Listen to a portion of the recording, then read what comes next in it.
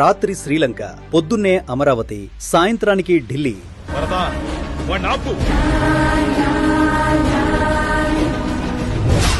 ఆగడు, వాడి ఊపిరి ఆగేదాకా.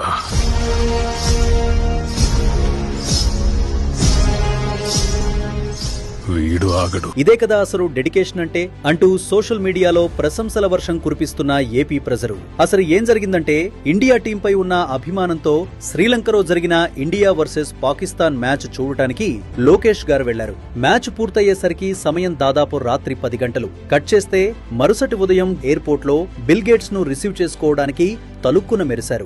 Night cricket match తెల్లారేసరికి తెల్ల చొక్కా వేసుకుని ఎయిర్పోర్ట్ చేశాడు. డెడికేషన్ మ్యాటర్ అంటూ పోస్ట్ చేసిన అభిమానికి స్పందిస్తూ, నేను కేవలం 3 గంటలే నిద్రపోయాను అంటూ రిప్లై ఇచ్చిన లోకేష్ అక్కడితో కథ ముగియలేదు.